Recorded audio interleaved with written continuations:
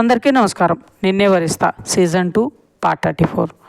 ప్రస్తుతం ఇండియాలో ఉన్నప్పుడు చతుర్తో ఆకాశారి మాట్లాడిన మాటలు గుర్తుకు తెచ్చుకున్న ఆర్య, హితేష్ మీద నీకున్న ప్రేమ చూశాక తన నుండి నిన్ను దూరం చేయడం అంటే నీ ప్రాణం తీసినట్టే అని అర్థమయ్యి ఇక్కడి నుండి వెళ్ళిపోయా చిత్ర.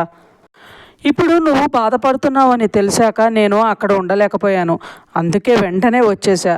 మీ ఇద్దరు విడిపోవాలని కోరుకున్నాను, కానీ నేనే అని మాత్రం అనుకోలేదు. మీ ఇద్దరూ మేడ్ ఫర్ ఈచ్ అదర్.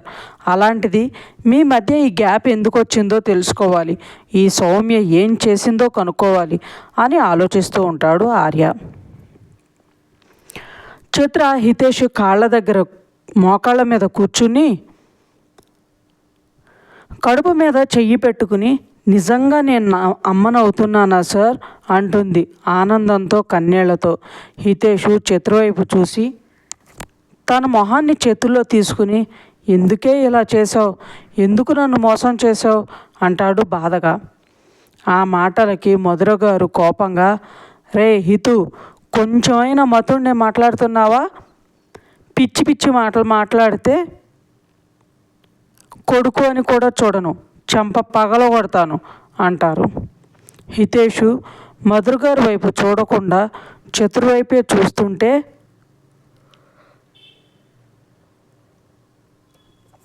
చిత్ర తన చెంప మీద ఉన్న హితేష్ చేతుల్ని పట్టుకొని తన కళ్ళల్లో చూస్తూ, నిజంగా నాకేం తెలియదు సార్, నేను మిమ్మల్ని మోసం చేయలేదు అంటుంది బాధగా.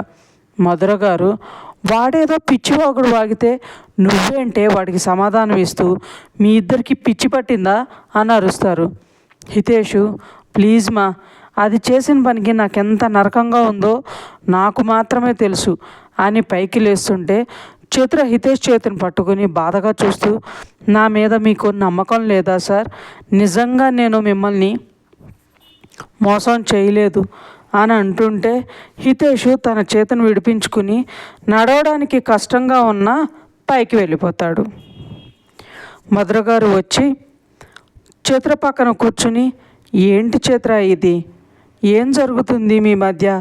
ఇంత గుడ్ న్యూస్ నీకు కూడా తెలీదు అంటే నాకు చాలా ఆశ్చర్యంగా ఉంది అంటారు. చిత్ర, నిజంగా నాకు ఈ విషయం తెలియదు అత్తయ్య, ఇప్పుడు సార్ చెప్తేనే నాకు తెలిసింది. అందుకే సార్ నా మీద ఎంత కోపంగా ఉన్నా టైంకి తిను అంటూ అరిచో భయపెట్టో బుజ్జగించో తినిపిస్తున్నారు. నేను తినే వరకు నా పక్కనే ఉంటున్నారు అంటుంది. మధుర గారి మనసులో,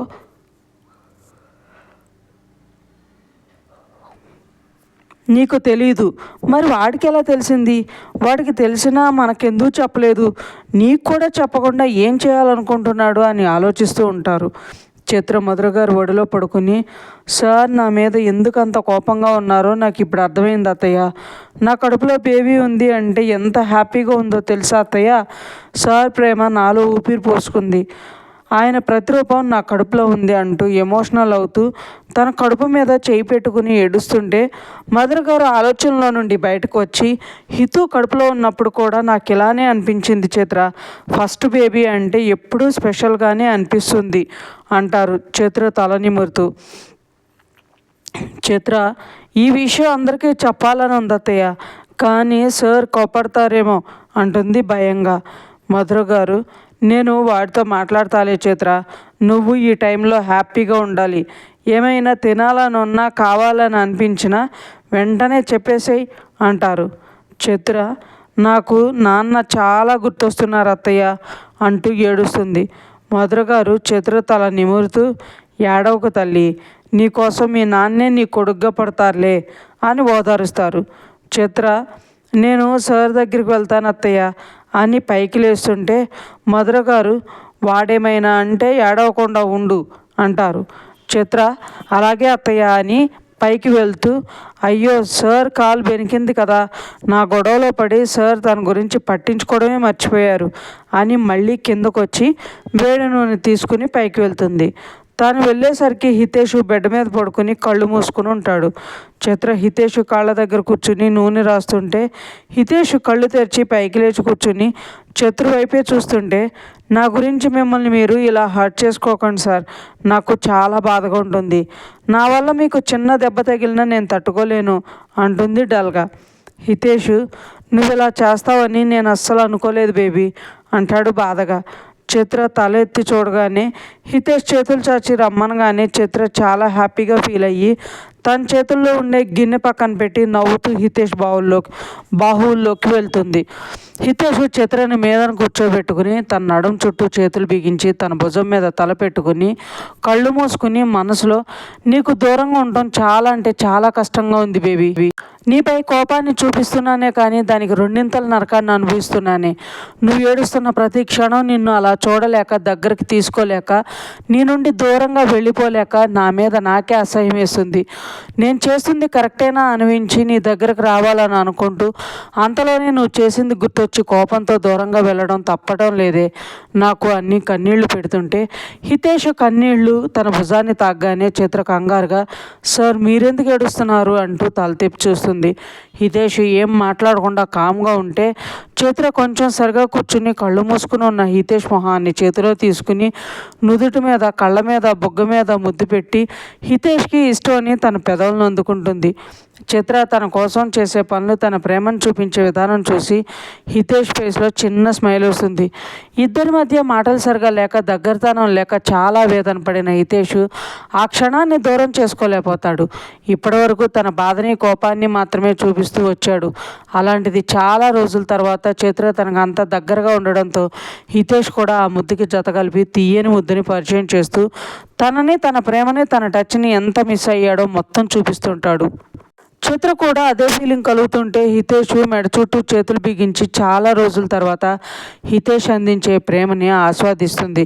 హితేష్ మెల్లగా తనను వదిలి చిత్ర తలకి తన తల నానించి కళ్ళు మూసుకుని, ఎందుకు చేసావు క్రయింగ్ బేబీ ఇలా అంటాడు బాధగా.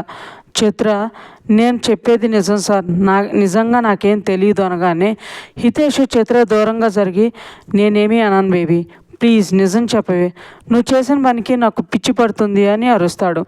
చిత్ర భయంగా హితేష్ వైపు చూస్తుంటే తను కొంచెం కూలయ్యి, నువ్వు వెళ్ళి ఏదైనా తినడమో తాగడమో చెయ్యి అని చెప్పి ఫోన్ తీసుకుని బాల్కనీలోకి వెళ్తాడు. చిత్ర హితేష్ వెనక్కి వెళ్దామనుకుని మళ్ళీ ఏం తినపోతే అరుస్తాడని కిందకు వెళ్ళడానికి లేస్తుంటే మధుర గారు లోపలికి వస్తూ, చిత్ర, ఇవి తిని జ్యూస్ తాగు బంగారం, ఇప్పటి నుండి నువ్వు బాగా ఫుడ్ తినాలి అంటారు. చిత్ర నవ్వి, అలాగే అత్తయ్య, ఇప్పుడే సార్ కూడా ఏదో తిను అన్నారు అని అంటుంది. మధుర గారు, సరే వాడెక్కడా అని అనగానే చిత్ర బాల్కనీ వైపు చెయ్యి పెట్టి చూపిస్తే, సరే నువ్వు త్వరగా తినేసి జ్యూస్ తాగు అని బాల్కనీలోకి వెళ్తారు ఆవిడ. శివాంశు శ్రీనికని చేతుల్లో తీసుకుని రూమ్లోకి వెళ్తుంటే తన క్యాబిన్ డోర్ సడన్గా ఓపెన్ అయ్యేసరికి వెనక్కి తిరిగి చూస్తాడు. ఎదురుగా మన్విత కనిపించేసరికి శివాంశు నవ్వుతూ శ్రీనికని దించేసరికి శ్రీనిక తల మీద చేయి పెట్టుకుని ఒక కన్ను మూసుకుని ఇంకొక కన్నుతో మన్వితను చూస్తుంటుంది. మన్విత, సారీ బావా, రాంగ్ టైంలో వచ్చినట్టున్నాను, బట్ ఇందులో మీ సైన్ కావాలి అంటుంది నవ్వుతూ. శ్రీనిక, వేద నీ కోసం ఇంట్లో వెయిట్ చేస్తుంటే నువ్వేంటి ఇక్కడ ఫైల్స్ సైన్స్ అంటూ, ఇక్కడ వరకు ఏమన్నా ఉంటే నేను మీ బావ చూసుకుంటాం కానీ నువ్వు వెళ్ళు. సోను వేదో షాపింగ్ వెళ్తామన్నారు, ఎక్కడున్నారో కనుక్కొని వెళ్ళు అంటుంది. మన్విత నవ్వి, వెళ్తున్నా అక్క, ఈ ఫైల్ మీద బావతో సైన్ చేయించి మేనేజర్కి ఇచ్చేసి వెళ్దామని వచ్చాను అంటుంది. శివాంశు ఆ ఫైల్ తీసుకుని, నేను సైన్ చేసి పంపిస్తాలే మన్వి, నువ్వు వెళ్ళు అంటాడు. మన్విత, ఓకే బావా, బాయ్ అక్క అని చెప్పి వెళ్తూ డోర్ లాక్ చేసుకోండి అని కన్ను కొట్టి చెప్పి అక్కడ నుండి పరిగెడుతుంది. శ్రీనిక, అయ్యో నీ వల్లే ఇదంతా అంటుంది శివాంశు వైపు చిరుకోపంగా చూస్తూ. శివాంశు, నేనేం చేశాను జాను, నన్ను అంటావే అంటాడు నవ్వుతూ.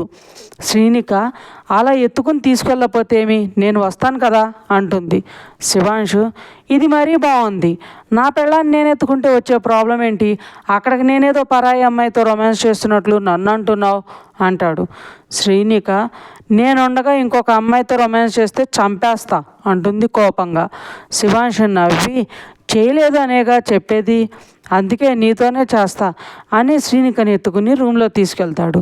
శ్రీనిక, శివ్, ఏంటి నువ్వు ముందు మనవి ఇచ్చిన వాటి మీద సైన్ చెయ్యి అంటున్నా వినకుండా తనని తీసుకెళ్ళి బెడ్ మీద పడుకోబెట్టి తన మీద పడుతుంటే శ్రీనిక తన చేతులతో శివాంశుని ఆపేస్తే శివాంశు శ్రీనిక వైపు చూసి ఏంటన్నట్లు కళ్ళెగరేస్తే శ్రీనిక ముందు వర్క్ అన్నట్లు కళ్ళతోనే సైగ చేస్తుంటే శివాంశు, నువ్వు ఓకే అని గ్రీన్ సిగ్నల్ ఇచ్చాక మళ్ళీ ఆపితే ఊరుకోను అని తనను ఆపుతున్న శ్రీనిక చేతుల్ని పక్కనెట్టేసి ముందరకు ఒరిగి తన ముక్కు మీద కొరికేసి తన మీద పడిపోతాడు.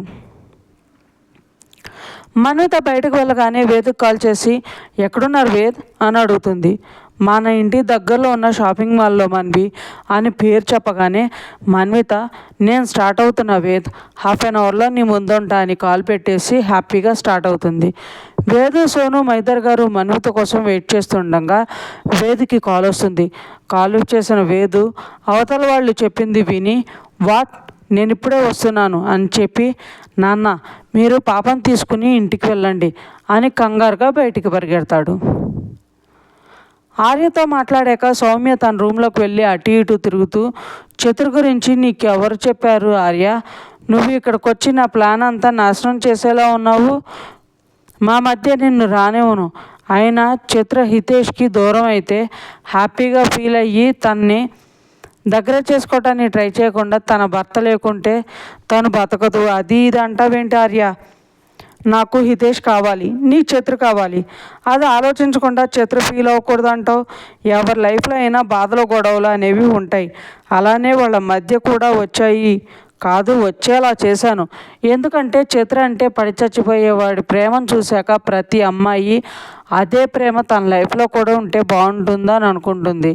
అలాగే నేను కూడా అనుకున్నాను, కాకపోతే అలాంటి ప్రేమ కాదు, ఆ ప్రేమే నా హితేష్ ప్రేమ నాకు కావాలి అనిపించింది అంతే. నీ చిత్ర బాధపడకుండా నేను హితేష్ లైఫ్లోకి వెళ్ళలేను ఆర్య, అందుకే తప్పలేదు. అలా అని తనని హితేష్కి దూరం చెయ్యనులే, నాతో పాటే తను కూడా అంటుంది అనుకుని హితేష్ గురించి ఆలోచిస్తూ తన ఫోటో చూసి మురిసిపోతూ ఉంటుంది సౌమ్య. ఇంకా ఉంది ఫ్రెండ్స్, మీకు ఈ స్టోరీ నచ్చినట్లయితే లైక్ చేయండి, సబ్స్క్రైబ్ చేయండి. ఇంతలా ఆదరిస్తున్నందుకు థ్యాంక్ యూ సో మచ్.